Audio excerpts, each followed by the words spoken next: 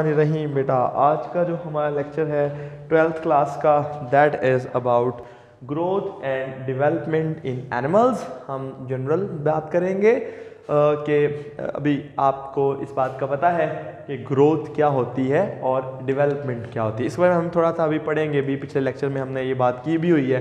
तो development of चिक, इसका यानी ये एक मॉडल होगा जो हम पढ़ेंगे, और इसके अंदर सारा तो आज नहीं पढ़ा जाएगा, लेकिन इंशाल्लाह बाकी का हम कल की क्लास में पढ़ेंगे। तो अभी हम स्टार्ट करते हैं जल्दी से growth and development in animals में। तो बेटा, डेवलपमेंट का मतलब होता है बनना, ये बात हम जानते हैं, और ग्रोथ का मतलब होता है बढ़ना जानवरों के अंदर। हम पहले प्लांट्स की बात कर रहे थे। जानवरों के अंदर याद रखें एक चीज़ है, अगर आप अच्छी तरह जानते हैं, एक एम्ब्रियो होता है ना, एक चीज़ है एम्ब्रियोलॉजी। क्योंकि अगर आप गौर करें, एम्ब्रियोलॉजी को आपने 9th क्लास में भी पढ़ा था कि हम कहेंगे व्हाट इज़ द एम्ब्रियोलॉजी, तो हम कहेंगे the study of the development of an embryo, study of development of embryo from single cell zygote to new individual. अगर आप गौर करें ना, तो हर चीज की इब्तदा जो सेक्सुअल रिप्रोडक्शन से पैदा हुई है, जिसके 2 पेरेंट्स हैं, उसकी इब्तदा एक सेल से होती है, और उस सेल को हम जाइगोट कहते हैं। ये एक डिप्लॉयड सेल होता है, और इसको हम कहते हैं जाइगोट शरीफ। फिर इस सेल के आगे मजीद सेल्स बनते हैं, फिर फर्दर ऑन मजीद सेल्स बनते हैं, फिर बहुत सारे मुख्तलिफ स्टेजेस में स्किप कर रहा हूँ। बताने की बात यह है कि ये एक इंडिविजुअल बन जाता है। याद रखिए, इस इंडिविजुअल को हम फीटस भी कहते हैं, बच्चा कहते हैं, जो माँ के पेट में हो, अभी बन चुका हो, अब उसने बढ़ना हो, यानी अभी वो बन गया है, उसके ऑर्गन सारे बन गए हैं, लेकिन अब उसकी ग्रोथ होनी है। ठीक है, फिर ग्रो होता है माँ के पेट के अंदर, फिर एक पैदा हो जाता है बाद में। तो ये जो चीज़ है, ये तो हमें पता है दैट दिस इज दी। अच्छा, ये जो स्टेजेस है ना, इन स्टेजेस के नाम हैं, हर स्टेज का अलग अलग नाम है। तो हम एक जनरल व्यू में एक मॉडल जब पढ़ेंगे, इनको हम एम्ब्रियोनिक स्टेजेस कहते हैं। असल में होता ये है कि एक एम्ब्रियो अपने जाइगोट से लेकर इंडिविजुअल बनने तक जिन जिन स्टेजेस से गुजरता है, उन स्टेजेस को एम्ब्रियोनिक स्टेजेस कहते हैं। हर स्टेज पे एम्ब्रियो को एम्ब्रियो ही कहते हैं। इस टाइम जाइगोट, ये भी एक एम्ब्रियो है, अगला 2 सेल स्टेज, ये भी एक एम्ब्रियो, 4 सेल स्टेज, वो भी एक एम्ब्रियो है, मुरुल्ला, ब्लास्टुला, गैस्ट्रुला, ब्ला ब्ला ब्ला ब्ला। ये सारी की सारी चीजें एक एम्ब्रियोनिक स्टेज है। बनते ये क्या होता है, जब एक इंडिविजुअल बन जाता है तो अब हम उसको फीटस कहेंगे, और उसके बाद फिर उसकी सिर्फ ग्रोथ होगी, वो पूरा डिवेल्प हो चुका होगा। और इस सारे की स्टडी को कि कौन सी जिंदा चीज अपनी बनने के दौरान किन किन मराहिल से गुजरती है, वो उस चीज की एम्ब्रियोनिक स्टेजेस या एम्ब्रियोलॉजी है। ये हमें जनरल बात पता लग गई। तो उसके अंदर एक सबसे इंपॉर्टेंट बात अगर आप गौर करें तो, अच्छा, इसमें एक इंपॉर्टेंट बात ये है, वो क्या है कि ये जितनी स्टेजेस है ना, हर डेवलपमेंट को अगर आप गौर करें तो ये डेवलपमेंट है ना, सारी बन रहा है, वो बन गया, ये एक इरिवर्सिबल है। ये नहीं है कि अभी एक सेल बन गया तो इरिवर्सिबल ग्रो, हम कहेंगे irreversible increase in cells. Growth भी इरिवर्सिबल इंक्रीज इन सेल्स है, ये भी इरिवर्सिबल है। हर एक, यहां से एक सेल से 2 बन गए, फिर दोबारा 1 नहीं हो सकता, फिर 2 से 4 बन गए, फिर आगे। तो ये हर स्टेज अगली स्टेज के लिए जो जरूरियात हैं वो पूरी करती है, और फिर अगली स्टेज पे एम्ब्रियो चला जाता है, फिर वो अपने से अगली स्टेज के लिए तैयारी करती है। यानी हर एक स्टेज से अगली स्टेज बनती है, और जब तक वो पूरा बन नहीं जाता। अब हम उन स्टेजेस में से कुछ, सारी को डिटेल में नहीं पढ़ाया गया इस किताब में, तो हम कुछ स्टेजेस को थोड़ा देखते हैं कि भाई ये क्या किस तरह से है। तो उसमें अगर हम, तो जो एक स्टेज है ना, उसको हम सबसे पहली स्टेज जो यहाँ मेंशन की गई, but that is not the part of development. लेकिन हम चूंकि बेस से शुरू करने जा रहे हैं किसी जिंदा चीज को, तो हम ये सेल देखेंगे, लेकिन हम कहेंगे कि ये सेल खुद कैसे बना, तो वो भी हमें पता होना चाहिए। तो सबसे पहली स्टेज जो किताब में मेंशन की गई है, that is called gamete formation. Gamete formation मतलब स्पर्मेटोजेनेसिस यानी स्पर्म्स का बनना, और एंड oogenesis यानी एग्स का बनना। ऑब्वियसली ये स्पर्म जो होता है ये भी हैप्लॉइड होता है, और ये एग जो होता है ये भी हैप्लॉइड होता है, और ये दोनों सेल्स मिल के एक जाइगोट बनाते हैं। वो दूसरी स्टेज है, that stage is called as the fertilization. अच्छा, एनिमल्स के अंदर ये फर्टिलाइजेशन यानी sperm plus ovum is equal to zygote यानी 2n सेल। इसको हम कहते हैं कि ये फर्टिलाइजेशन है, ये दूसरा स्टेप है, तब ये जाइगोट खुद बना है। और एक इंपॉर्टेंट बात ये है कि ये फर्टिलाइजेशन का तरीका हर एक एनिमल में अलग हो सकता है। बहुत सारे एनिमल्स में इंटरनल फर्टिलाइजेशन है, बहुत सारे एनिमल्स में एक्सटर्नल फर्टिलाइजेशन भी है, जिसके बारे में आप ऑलरेडी पढ़ चुके हैं रिप्रोडक्शन वाले चैप्टर में, और आप 10वीं क्लास में भी रिप्रोडक्शन वाले चैप्टर में ये बात पढ़ चुके थे। सही है, तो सबसे पहली जो यानी 2 स्टेजेस आपको समझ आ गई। तीसरी स्टेज को हम अब ये जो जाइगोट है ना, ये डिवाइड करेगा, ये डिवाइड करता है, इससे मुख्तलिफ सेल्स बनते हैं। तो फर्ज किया वो अगर मैं आपके सामने बनाऊं तो हम कहते हैं, इसको हम कहते हैं क्लीवेज या क्लेवेज भी कहते हैं लोग।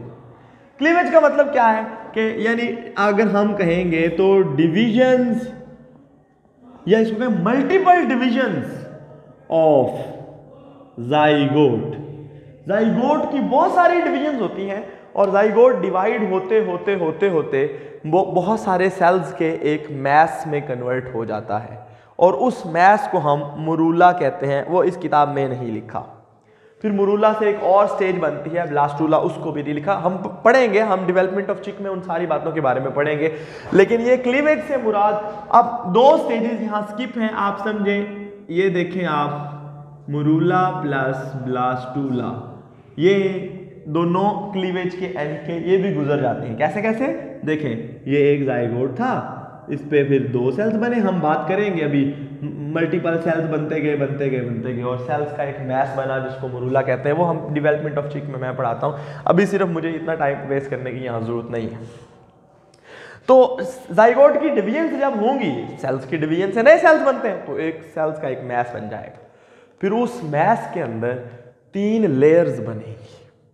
एक लेयर को हम कहते हैं ectoderm, mesoderm and endoderm, basically epiblast और हाइपोब्लास्ट। और जो हाइपोब्लास्ट होती है वो ऐसा, वो उससे 2 बनती हैं आगे फर्दर, ठीक है। उसके बारे में अभी हमने नहीं पढ़ना, तो अभी आपको चल जाएगा। यानी चौथी जो चीज़ है उसे कहते हैं गैस्ट्रुलेशन। गैस्ट्रुलेशन ये दूसरी आखिरी ये वाली स्टेज है, चौथी स्टेज। इसमें क्या होता है, 3 germ layers are formed, ectoderm, mesoderm and endoderm. अच्छा, कुछ ऐसे ऑर्गेनिज्म होते हैं जिसमें 2 बनती हैं, वो डिप्लोब्लास्टिक होते हैं, ट्रिप्लोब्लास्टिक नहीं होते। हमने किंगडम एनिमेलिया फर्स्ट ईयर में आपने बात की थी, कुछ एनिमल्स डिप्लोब्लास्ट होते हैं। डिप्लोब्लास्ट मीन वो 2 लेयर्स से मिलके बनते हैं, उनकी डेवलपमेंटल स्टेजेस के अंदर सिर्फ 2 लेयर्स होती हैं। होता पता है क्यों है क्या, कि जो इस टाइम में मेरी बॉडी के अंदर जो ऑर्गन्स है, मतलब मेरी स्किन है, ये एक्टोडर्म से बनी है। एक्टोडर्म मीन इसी तरह नर्वस सिस्टम, वो भी एक्टोडर्म से बना है, ये आपने पढ़ा हुआ है फर्स्ट ईयर में। तो एक्टोडर्म्स, कुछ ऐसे मेरी बॉडी के ऑर्गन्स होंगे जो एक्टोडर्म से बनेंगे, कुछ होंगे जो मेसोडर्म से बनेंगे, और कुछ होंगे जो एंडोडर्म से बनेंगे, ठीक है। तो जौन सा मेसोडर्म से मसल्स बनते हैं, ठीक है, इस एंडोडर्म से डाइजेस्टिव सिस्टम, गट बनती है, ठीक है। तो जौन सा ऑर्गन जिस से बनता है वो लेयर्स ये हैं, और इन लेयर्स के बनने को गैस्ट्रुलेशन कहते हैं, और फिर इन लेयर्स से आगे ऑर्गन्स के बनने को क्या कहते हैं, दी ऑर्गेनोजेनेसिस, यानी ऑर्गन्स का बनना। तो वो 5वीं स्टेज है, ऑर्गेनोजेनेसिस। ये बात भी हमें पता लग गई। और फिर जब सारे ऑर्गन्स बन चुके होते हैं, अब डेवलपमेंट यहाँ बेटा पूरी हो गई है, there is no need for further. लेकिन अगर हम डेवलपमेंट को यानी अगर हम कहें फर्टिलाइजेशन से लेकर पैदा होने तक गिने, तो अभी ग्रोथ होगी माँ के पेट के अंदर बच्चे की। अदरवाइज डेवलपमेंट यहाँ पे खत्म हो चुकी है। जब उसके सारे ऑर्गन्स बन गए, now it will only increase in size, और वो ग्रोथ होती है, permanent increase in size due to the division of cell. तो उसको हम क्या कहते हैं, ग्रोथ। तो that is 6 is the growth. अब ये अगर आप समझ गए तो जाइगोट, पहले स्पर्म एग बने, फिर जाइगोट हुआ बना, फिर जाइगोट डिवाइड हुआ तो बहुत सारे सेल्स बने, फिर वो सेल्स के अंदर से लेयर्स बन गई, फिर वो लेयर्स के अंदर से ऑर्गन्स निकल आए, और जब सारा कुछ बन गया तो फिर सिर्फ ग्रोथ होगी। दिस इज व्हाट वी से कि जनरल स्कीम ऑफ डेवलपमेंट। ये एमसी शॉर्ट क्वेश्चन अगर आ जाए कि जनरल स्कीम ऑफ डेवलपमेंट लिखे तो आपने सिर्फ यही स्टेजेस के नाम लिखने और आगे इनकी एक एक लाइन में एक्सप्लेनेशन दे देनी है, बस ठीक हो गया। तो जनरल स्कीम ऑफ डेवलपमेंट तो हमें पता लगी, लेकिन हमें पूरी की पूरी स्कीम पढ़ने के लिए एक मॉडल पढ़ना पड़ेगा, और वो इस केस में हम चिक को पढ़ने जा रहे हैं, यानी मुर्गी को, चिकन को। सही है, क्योंकि ये आसान है और इसको पढ़ा आसानी से जा सकता है।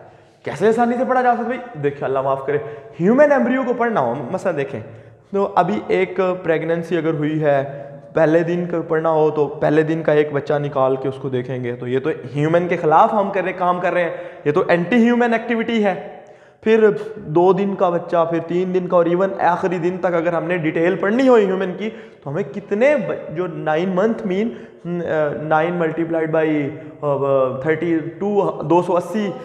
280 बच्चों का खून करना पड़ेगा इस केस में। इट्स नॉट पॉसिबल ना। हाँ, इसके अंदर हम चेक ये कर सकते, अगर हमने डे बाय डे डेवलपमेंट देखनी हो, सही है, इसमें होता यह है कि बहुत सारे बच्चे फौत हो जाते हैं, बहुत सारे फीटस जो होते हैं वो अबॉर्शन हो जाती है, उनको फिर पढ़ लेते हैं, लेकिन हम जानबूझ के ये काम नहीं करा सकते। हाँ, क्लोन्स के अंदर ये काम हो सकता है, लेकिन वो भी एक तरह के अनएथिकल है, नॉन इनह्यूमेन है। लेकिन अब जो हम बात कर रहे हैं, चिकन के अंदर बड़ा आसान काम है। क्या जी? आप लें 21 अंडे। चिकन का जो अभी हम बात करते हैं, चिकन का जो डेवलपमेंटल पीरियड है ना, यानी जब उसने मतलब पहले दिन से लेकर फर्टिलाइजेशन से लेकर उसने हैच होना है, वो 21 दिन का है। आप 21 अंडे लें और एक एक अंडे को एक एक दिन खोलते जाएं अल्टरनेट डेज के ऊपर। तो एक दिन एक अंडे को, दूसरे दिन दूसरे अंडे को, तीसरे दिन तीसरे अंडे को, इस तरह 21 दिन तक आपको सारे अंडों का पता चल जाएगा। और तकरीबन याद रखें कि जो ये अपनी एम्ब्रियोनिक स्टेजेस जो चिकन की हैं, वो बहुत सारे ऑर्गेनिजम्स से मिलती जुलती हैं।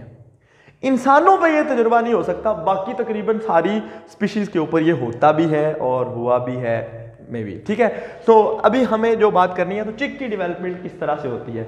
चिकन के अंदर ना जो फर्टिलाइजेशन होती है वो इंटरनल होती है, और क्योंकि बात तो यहां से शुरू होनी है, सही है। तो फर्टिलाइजेशन जो है वो इज इंटरनल, वो अंदर होती है, और ऑब्वियसली जाइगोट बन जाता है। ठीक है, अब fertilization is internal and zygote is form. ठीक है, अब जो जाइगोट होता है उसके साथ बहुत सारी योक होती है चिकन की। ठीक है, और वो जो योक है अब वो फर्दर उसमें फूड स्टोर हुई भी होती है। ठीक है, फिर उसके गिर्द फीमेल रिप्रोडक्टिव ट्रैक बहुत सारी प्रोटीन्स यानी एल्ब्यूमिन्स वगैरह और भी बहुत सारा कुछ बनाता है। फिर वो अंडा बन के आता फर्टिलाइजेशन कहाँ होती है? ओविडक्ट में। ये आपने पढ़ा हुआ है जो फिलोपियन ट्यूब के अंदर। फिर वो अंडा जब आहिस्ता आहिस्ता आता जाता है तो फिर उसके गिर्द और स्क्रीशंस बनती जाती है। जब और स्क्रीशंस भरती जाती है तो वो पूरा एक अंडा बन चुका होता है। फिर उसके गिर्द एक शेल बनता है। ठीक है, वो अंडा एक जगह पे खड़ा होता है और उसे शेल ग्लैंड कहते हैं। ठीक है, वहां से उसके गिर्द कैल्शियम का एक खोल बनाया जाता है। वो खोल पूरा बनने के बाद फिर वो ले होता है। अगर इसमें ये कई दफा लोग देखते हैं कि अगर आप ऐसी मुर्गी कोई ले ना जो कि अपने लेंग पीरियड में हो यानी अंडे दे रही हो, तो अगर आप उसको ज़िबा करें तो आप देखते हैं बाकायदा उसके अंदर अंडे होते हैं, और कई दफ़ा तो विदाउट शेल भी एक अंडा निकल आता है। अगर उस अंडे को टेम्परेचर मेंटेन किया जाए और बाकी सारा कुछ किया जाए तो, लेकिन उसमें चूंकि वो इसलिए नहीं हो सकता, उसमें से वाटर बड़ी आसानी से इवेपोरेट हो जाता है। शेल तो पानी को नहीं निकलने देता, बहुत कम पानी को निकलने देता है, लेकिन उसमें से वाटर बहुत जल्दी इवेपोरेट हो जाता है, तो एम्ब्रियो की डेथ हो जाती है। ये मसला है। लेकिन अगर छोटा मोटा मतलब आधे से ज़्यादा शेल बनाओ, मैंने आधे से ज़्यादा शेल जो बने हुए हों बाकी थोड़ा सा रह भी गया हो, तो ऐसे, या आधे से ज़्यादा शेल आधे से थोड़ा सा कम शेल टूट जाए ऊपर से लेकिन अंडा कवर हो, तो उसको गिर दो, थोड़ा मोम शोम लगा के उसको इनक्यूबेटर में रखे तो चूज़ा निकल आता है। और ये मैंने पिछले दिनों में निकलवाए 2 महीने पहले। ठीक है, बल्कि 1.5 महीना पहले। तो ये हमें समझ आ गई कि fertilization is internal and zygote उससे जो बन जाता है, जाइगोट बनता है तो फिर वो जाइगोट अब आहिस्ता आहिस्ता बाहर आता है, फिर उसके गिर्द फीमेल रिप्रोडक्टिव सिस्टम की बहुत सारी लेयर्स, वो प्रोटीन्स की बहुत सारी लेयर्स बनती रहती है, एक्सक्रीशंस की, फिर उनके गिर्द क्या होता है, एक शेल बनता है और वो बाहर आ जाता है। और शेल के बाहर अगर हम उसको टेम्परेचर कम पे रख दें, फ्रीजर में नहीं 8 से 10 या हम कहेंगे 10 से 12 डिग्री सेंटीग्रेड के अंदर रख दें, तो उसकी डेवलपमेंट एक दफ़ा सीज हो जाती है, मतलब रुक जाती है या बहुत स्लो हो जाती है। वो चूज़ा, वो बच्चा जो है, वो जाइगोट जो है वो अंदर ही पड़ा रहता है जब तक हम उसको टेम्परेचर नहीं देते, जिसको हम कहते हैं इंक्यूबेशन टेम्परेचर। यानी अब ये अंडा आ गया ना, एग, ठीक है, एग इज लेड, अब अंडा दे दिया मुर्गी ने, है जी। अब उसके बाद क्या होता है कि उसकी डेवलपमेंट जब तक आप उसको इंक्यूबेशन टेम्परेचर नहीं देते, और वो होता है 36 से 38 डिग्री सेंटीग्रेड। ये मुर्गी के केस में है, कुछ और परिंदों के केस में बदलाव भी है, थोड़ा बहुत फर्क भी है, ठीक है। लेकिन इतना टेम्परेचर जब हम देते हैं, अच्छा ये टेम्परेचर मुर्गी, आपको पता है मुर्गी सेवे बैठती है, वो चूजे के ऊपर, अंडों के ऊपर बैठती है, फिर बच्चे निकलते हैं। वही टेम्परेचर अगर हम बाहर दें, यानी एक मशीन है इनक्यूबेटर उसको कहते हैं, उसके अंदर रख दें और वो अंडे वो इस तरह हिलाते हुए, मुर्गी बार बार अंडों को कुछ दिनों के बाद, एक दिन में 2 दिन के बाद या दिन में 2-3 दफ़ा मुर्गी इस तरह अंडों को पलटती पुलटती भी है, ठीक है। जिस वो मूव, वही टर्निंग हम मशीन के अंदर भी, वो ट्रे जो है वो ऐसे ऐसे ऐसे ऐसे होती रहती हैं। फिर मशीन के अंदर टेम्परेचर कंट्रोल होता है, फिर ह्यूमिडिटी चलती है, फिर हवा चलती रहती है, तो वो एक ह्यूमिड इन्वायरमेंट रहता है, हाँ, मशीन के अंदर, ठीक है। ये सारा कुछ करने के बाद बहुत सारे वो चूजे जो हैं वो खुद ब खुद हैच हो जाते हैं, ठीक है। अब जो वो चूजा यानी जब उसको ये टेम्परेचर मिलेगा तब उसकी डेवलपमेंट स्टार्ट होगी, और वो डेवलपमेंट जो शुरू होगी वो हम देखते हैं। उस डेवलपमेंट का सबसे पहला पार्ट है जो हम आज पढ़ेंगे बेटा, दैट इज द क्लीवेज। अच्छा, इनके अंदर जो डेवलपमेंट होती है ना, अब मैं अंडे की सफेदी नहीं बना रहा, सिर्फ जर्दी बना रहा हूं, तो आप समझ गए, आप पता चल गया ये है, मैं किसी और कलर से बना देता हूं, ठीक है जी। तो फर्ज किया आप ये समझे कि जी ये है अंडे की सफेदी और जर्दी, ठीक है, सफेदी तो मैंने बनाई ही नहीं, ठीक है। और इसके दरमियान में करके ऊपर ये देखो, ये सफेद जर्दी है और इसके ऊपर एक छोटी सी लेयर पड़ी हुई है। आप समझ रहे हैं कि जिस तरह आप गौर करो तो एक गुब्बारे के अंदर पानी भरा जाए और वो ऐसे रख दिया जाए, वो प्लेट की तरह, जिस तरह सफेद जर्दी होती है वो वैसे हो जाएगा, और उसके ऊपर समझे आप एक छोटी सी प्लेट रख दें, बस समझ गए ना, उसे जर्मिनल डिस्क कहते हैं। वो मैं चूंकि यहाँ पे 3D नहीं बना सकता, तो मैं आपके सामने यहाँ ऐसे करके बनाऊंगा, ये है बेटा जर्मिनल डिस्क। यानी बेसिकली ये पूरे उसके ऊपर पड़ी होती है, ये नहीं कि उसके दरमियान में ऐसे फैली हुई है, नहीं, उसके ऊपर पड़ी होती है एक प्लेट की शक्ल में, एक बड़ी, सही है। अच्छा, अब ये यहाँ पे काम शुरू होता है, और ये समझे ये जाइगोट है, ठीक है। अब ये जाइगोट के अंदर 2 डिवीजन, यानी पहले ये सेल के अंदर एक डिवीजन होती है, और फिर उसके बाद यानी ये सेल जो है इसके ऊपर जाइगोट के वो डिवाइड करते हैं। डिवाइड करने से मुराद ये है कि वो इस तरह, ये देखें तो ये एक सेल से 2 बन जाएंगे, सही है, और फिर इस तरह हो जाएगा। ये बेसिकली 2 नहीं बनेगी, देखो 1 से 2, अब ये दोनों डिवाइड होंगे, सही है। तो इसे कहते हैं क्लीवेज। एम्ब्रियो कट रहा, जाइगोट कट रहा है, कैसे?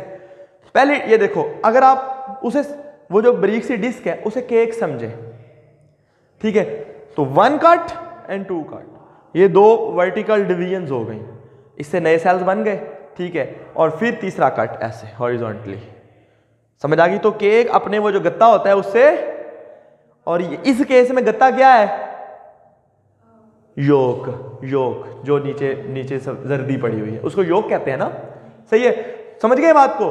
तो जो अब यहां पे वो चीज दिखाई नहीं जा सकती ना, तो हम कुछ इस तरह बता देंगे कि जनाब ये 2 डिविजन्स जो हैं जो एम्ब्रियो की हैं वो क्या है, वो है हॉरिजॉन्टल, वर्टिकल, और जो तीसरी डिवीजन है वो क्या है, हॉरिजॉन्टल, ठीक है।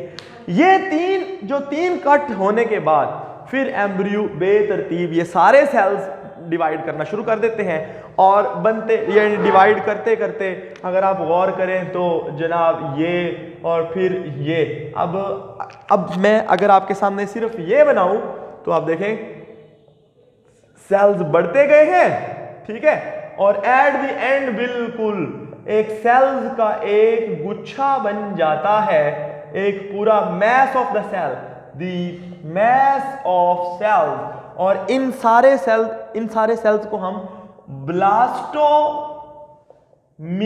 कहते हैं। क्या कहते हैं बेटा? ब्लास्टोमियर्स, ठीक है। और ये अच्छा जी, अब ये जो ब्लास्टोमियर्स है ना, अब गौर करें ये ब्लास्टोमियर कहाँ है। आप ये समझो वही दोबारा गुब्बारा, बड़ा गुब्बारा, ठीक है, उस बड़े गुब्बारे के ऊपर क्या है? एक बारीक सी लेयर, वो एक सेल था, फिर उससे बहुत सारे सेल्स बनते बनते अब वहां उस लेयर की जगह एक सेल्स का गुच्छा पड़ा हुआ है जो यॉक के साथ अटैच हुआ है। ऐसे ही है, उन सारे सेल्स को हम ब्लास्टोमियर्स कहते हैं। यहां तक तकरीबन क्लीवेज एंड हो जाती है, ठीक है। और ये जो स्टेज बनती है इसे मुरुल्ला कहते हैं। क्या कहते हैं बेटा? इसे मुरुल्ला कहते हैं। समझ आ गई बात की? और ये बड़े थोड़े टाइम के लिए आता है, यानी अगली जो स्टेज है वो क्या है? मुरुल्ला। अब मैं उसे वहां से शुरू करूंगा। स्पेलिंग देखना क्या है? मुरुल्ला, डबल एल, हाँ वही तो मैं क्या, कुछ गलती है, ठीक है, मुरुल्ला। अब बेटा मैं सिर्फ काले वाला हिस्सा नहीं बनाऊंगा, अब मैं योक बनाऊंगा ही नहीं, बाद में बनाऊंगा, अभी बनाता हूं, लेकिन आपने पहले ये समझना है। चलो मैं बना देता हूं। ये देखें आप, तो ये क्या हुआ? ये योक है और योक के ऊपर सेल्स का एक गुच्छा, एक मैस पड़ा हुआ है, ठीक है, और हम कहेंगे the mass of blastomeres, short lived mass, थोड़े से टाइम के लिए आता है भाई, short lived mass of the blastomeres, ये सेल्स है, ठीक है, अटैच्ड टू द योक, या अटैच से अच्छा लफ्ज है lying over the yolk attached to it is called morula, ठीक है। अब बेटा मैं आपके सामने इसको ऐसे काट, मसलन ये समझो पानी केक है और मैं केक को ऐसे काट रहा हूं और काटने के बाद आपको साइड से दिखा रहा हूं, तो साइड से उसकी लेयर देखेंगे ना, ऊपर क्रीम वाली, फिर चॉकलेट वाली, फिर केक वाली लेयर, फिर नीचे भी एक हार्ड सी वो थोड़ी सी होती है, तो वो लेयर्स, तो आपको सारी लेयर्स दिखेंगी ना, 1 2 3 4 5 के। अब मैं आपके सामने इसको काट के वो क्रॉस सेक्शनल व्यू आपके सामने, यानी इसको ऐसे काट के दिखा रहा, समझ आ गई बात की? ऐसे करके, सही है, ऐसे करके जब मैं आपके सामने दिखाऊंगा तो फर्ज करो, अब इसमें मेरी थोड़ी, आपको पता है डायग्राम्स थोड़ी कमजोर होती हैं, तो ये देखें आप, फर्ज किया ये है बेटा योक, सही है, ये सारी इसके नीचे सारी योक है, और इस योक के ऊपर जो किधर गया, सेल्स की एक मैस पड़ी हुई है। इस मैस के अंदर जो दरमियान वाले सेल्स है ना, वो थोड़े थोड़े बारीक है और छोटे छोटे हैं, और ये डिफरेंशिएटेड सेल्स हैं, यानी cells in the centre and cells on periphery, साइडों पे, ठीक है, साइडों पे ये योक से, ये अभी सारा योक के साथ 100% नहीं जुड़ा हुआ, लेकिन अटैच उसके ऊपर है, यानी उसके ऊपर खड़ा हुआ है, ऐसे ऊपर नहीं हुआ। यानी ये देखो, अगर ये वाला ये हाथ योक है, तो ये हाथ ब्लास्टोमियर्स की लेयर है, मुरुल्ला है। अब ये आहिस्ता आहिस्ता थोड़ा सा ऊपर होना शुरू हो जाएगा, अभी हम डिस्कस करेंगे उस बात को, ठीक है। तो ये हमें समझ आ गई, तो ये है जी मुरुल्ला। मुरुल्ला बहुत थोड़ी देर के लिए आता है और अचानक से इट इज, यानी जल्दी से it is converted into the next stage which is called the blastula. Blastula भी कहते हैं, शायद डबल एल है, ये भी सिंगल है, अच्छा जी। तो ब्लास्टूला में से बस कुछ भी नहीं है, एक कैविटी बनती है योक। अब ये समझे कि वो केक जो है ना, वो उसका जो उसका गत्ता नीचे जो गत्ता होता है वो क्या है, वो है योक, सही है। वो केक दरमियान से थोड़ा सा उठ गया है ऊपर और वो खाली जगह बनी, उसे ब्लास्टोसील कहते हैं और इस स्टेज को ब्लास्टुला कहते हैं। काटा तो हमने वैसे था ना, वो काटा तो सिर्फ देखने के लिए था, वरना तो ये पूरा ही पड़ा हुआ है ना, केक पूरा पड़ा हुआ है डब्बे, और केक दरमियान से थोड़ा सा ऊपर उठ गया है, कोई हवा होगी नीचे, कोई और चीज, तो वो अपनी सरफेस से थोड़ा सा, यानी ये देखो दिस वाज दी मरूला, ये दिस इज दी ब्लास्टुला। देखो दरमियान से सेल ऊपर उठ गए, और ये कैसे उठे, नए सेल्स बनते हैं और कुछ सेल्स डिफरेंट, थोड़ा सा उनका फासला बढ़ता है, डिफरेंशिएट होते हैं, तो और जो साइडों वाले होते हैं वो अभी भी अटैच होते हैं, सही है। जो जहां जहां से ये अटैच है, यानी योक सीधी पड़ी हुई है और ये ऊपर से हिल गए, जहां इस जगह से अटैच है और इस जगह से अटैच है, वो वाले एरियाज जो योक के साथ अभी भी अटैच है, उनको हम कहते हैं zone of junction, zone of junction. अब मतलब अब अगर मैं आपके सामने बनाऊं तो वो कुछ इस तरह की चीज बन जाएगी कि ये देखो, ओहो ये देखो, ये है योक, ठीक है, और इसके ऊपर जो सेल्स हैं वो कुछ इस तरह हो गए हैं। बेटा ऐसे ही है ना, समझ गए बात को, सही है। अब ये नीचे आप योग को जैसा मर्जी बना दें, सिर्फ समझाना ही होता है, समझ आ गई बात की। तो ये जो सेल्स हैं असल में ये एक या दो सेल्स की लेयर्स होती हैं, मरूला में भी होती है, दो सेल्स की लेयर, या इससे ज्यादा भी हो सकती हैं, जरूरी नहीं है कि सिर्फ दो लेयर्स हों सेल्स की, लेकिन और ये जो लेयर्स बनी है ना, इसको ब्लास्टोडर्म कहते हैं। ये ब्लास्टोमियर्स की एक लेयर है, डर्म का मतलब लेयर, तो ये ऊपर बन जाती है, यहाँ पे डिफरेंशिएट होके पता लगता है कि हाँ ये है ब्लास्टोडर्म, ये है योक, दोनों का फर्क समझ आ जाता है। और दरमियान वाली खाली जगह को क्या कहते हैं, ब्लास्टोसील, COEL, खाली कैविटी, इसके अंदर कुछ फ्लूइड होता है, ठीक है। और ब्लास्टोसील, और इन सेल्स को ब्लास्टोमियर्स, और इन सेल्स की लेयर को ब्लास्टोडर्म, और जहां से ये सेल्स अभी भी अटैच है योग के साथ, इसको हम zone of junction, zones of junction कहते हैं। तो ये हो गया बेटा दी हमारी अगली stage which was called the blastula. It means in the blastula stage the center of the blastoderm that is shifted upward due to the divisions and migration of the cells, which leads to the formation of the cavity called blastocele, and still the areas where the blastoderm is attached to the yolk, those areas are called as zone of junction. अच्छा, अब ये यहाँ तक, अभी हमने आज यहाँ तक ही पढ़ना है, टाइम हो गया है, लेकिन हम अगला मैं आपको बताऊँ, यही आप यहाँ तक कॉन्सेप्ट समझ आ जाएगा, फिर अगला भी, ये जो दोनों लेयर्स हैं, ये दोनों थोड़ी सी सेपरेट होंगी, एपीब्लास्ट और हाइपोब्लास्ट बनेगी, फिर एक लेयर उनमें से दो में और डिवाइड होगी, तो एक्टो, मीजो और एंडोडर्म बनेगी, ये गैस्ट्रूला हो जाएगा, गैस्ट्रूलेशन हो जाएगी, फिर उसके अंदर नोटोकॉर्ड और फलां चीज़ें बनती जाएंगी, वो मीजोडर्म साथ ही बनती है, नोटोकॉर्ड एंड मीजोडर्म फॉर्मेशन, फिर नर्वस सिस्टम एक्टोडर्म से बनेगा, उसके बारे में हम सारा वो डिस्कस करेंगे, बाकी की स्टेजेस हम इंशाल्लाह अगले लेक्चर में पढ़ेंगे। उम्मीद है आपको समझ आ गया होगा। ओके, अल्लाह।